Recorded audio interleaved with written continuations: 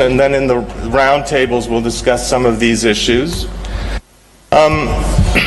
And as a kind of a proposal for how a government might want to have to start thinking about this, there's this idea of a T-shaped policy, meaning that you need a strong internet sector, and most countries have a Ministry of ICT and a regulator that's responsible for the internet sector, and you need great depth in that to cover all of these roadblocks that we discussed, to get everyone online, increase bandwidth, affordability. But you're not going to create an internet economy just on the basis of the Minister of ICT and the regulator. You need the entire government, across the government, thinking about digital issues. Right? So if you want to have mobile money, you need the finance minister to be working on mobile money issues. If you want agriculture online, it would help to have the Ministry of Agriculture, the Ministry of Health, Education to develop the skills. So that's why there's this idea that you need great depth in the internet sector to create the platform, but you also need all parts of government thinking about how to bring their own part online and take away roadblocks to their sector going online. So with that, I'll just conclude. You need the internet sector, as we talked about, to help create the platform for the internet economy, and what are the pieces to develop a strong internet sector, and what policies are important. And you also need this internet economy is critical to bring all parts of the economy and government and social services online.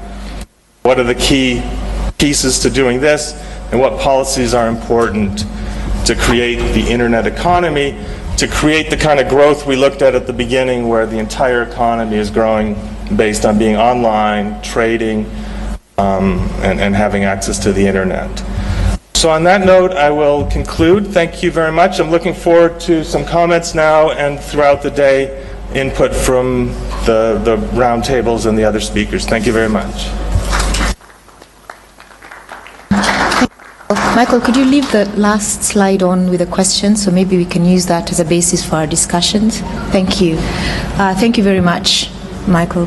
I'll open up the floor for about 10 or 20 minutes so we can discuss perhaps some of the questions or any comments or questions you might have for Dr. Kende.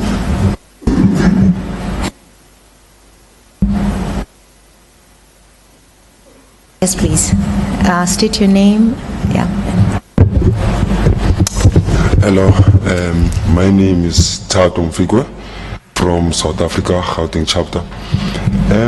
My question is around digital ecosystem. How would you best advise, how would we actually ensure that we've got digital ecosystems that are able to be effective in our local communities? Because we can recognize different players within the digital ecosystem, but when they need to now transpire, that's where we find some challenges. How would you advise that we can approach the digital ecosystem itself? Thanks. Yes. Digital ecosystems that will lead to the digital economy itself, to ensure that different players like your community, your business, government, civil society, they all work together to provide the solutions that should be available on the internet economy. Thanks. Oh, there we go. Yeah, I think that's the critical question. I think the first point, just like 10 years ago when we started thinking about the first billion, second billion, third billion, I think the first thing is awareness of how critical it is to bring the whole internet economy online, and why that's where your growth and all those numbers that I showed at the beginning. I think that's very important. I think it's going to be different in every country, but I think the countries that have been most successful are the ones where the policy is driven from the top. Like here in Rwanda, where the president is very, very conscious and very active in ensuring that Rwanda has a digital economy, and then they can make sure that the rest of the government is active. So that's from the top down. Then the bottom up, through Internet Society and other activities, bringing awareness, bringing people online, the training that Internet Society has been known for doing here for 15, 20 years to not just focus on individuals, but also start thinking about what are the roadblocks for small businesses to go online. Pierre, please. Thank you. Good morning, Pierre D'Angino, ICON. Thank you very much for this presentation, and much more interested by the your question about what policies are important to create internet sector. In that regard, I would like you to share any ideas you may have on funding the internet economy. We know that most African countries now understand what to do. They do have some policies, there. But I think one of the issues they are facing is how do you really fund this economy? Because it comes with some sort of resources that you need, and you need to strike the right balance, between the private sector, the public sector, and some of them certainly are not finding the right way of doing those things. So, what can we share about this issue? Thanks. That's a great question. So of course, I kind of divided things into the internet sector, which may need some funding through a universal service fund or to make it universal, and then bringing the internet economy online. And the hope, and I think that more study needs to be done on this, but a lot of it can be self-funded, right? I mean, if going online and starting e-commerce increases your sales and your business, then hopefully it will pay for the equipment and the training that's needed. That's an open question. I think this is an area that really starts to need to be studied.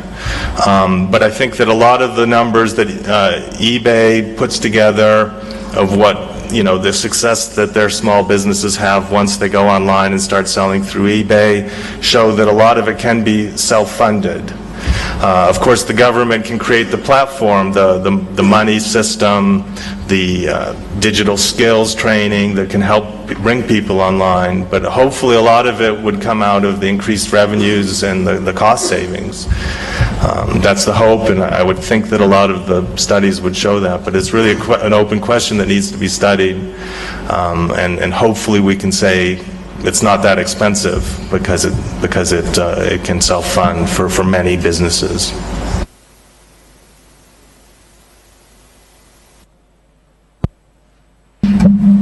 Any other questions or comments? Yes, please, sir.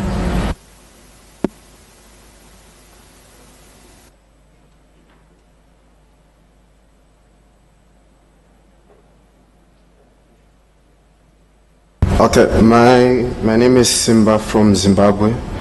I want to pick your mind on the issue that when you said the government or should be brought on board, does that not expedite the regulation and over-policing of the internet economy before it fully manifests in a country? Is there no risk of stifling innovation through regulation if you engage the government from the get-go? I think absolutely. I mean, I think that's country by country. There's different examples, but let's take the example of mobile money. Arguably in Kenya, the government did something that they might not have realized that they were doing at the time, but by not doing anything really allowed M-Pesa to grow and flourish. Then you can argue other countries saw how successful it was, and everyone started wanting to get a piece of that money, and now it's been harder in other countries to recreate the M-Pesa success. So in those countries, arguably, the government could remove roadblocks. In some countries, I think the finance ministry is imposing roadblocks on behalf of the banks. So it's not a satisfying answer, but it really depends if they're removing the roadblocks, which is what we would hope, creating the platform, or if they're creating additional barriers to protect the incumbents in terms of banking, for instance.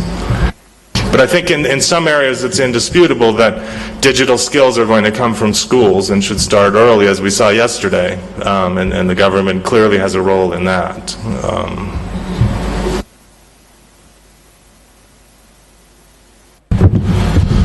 Excuse me if I may speak in French, if possible. Okay. Nous voyons dans notre pays. I'll speak in French. In our countries, for instance, in Senegal, when we promote the internet economy, we create inequality, especially inequality in access to internet. When there is inequality in terms of connectivity, there is automatically inequality in terms of access. These choices, therefore, at this stage and under those circumstances, is it a good thing?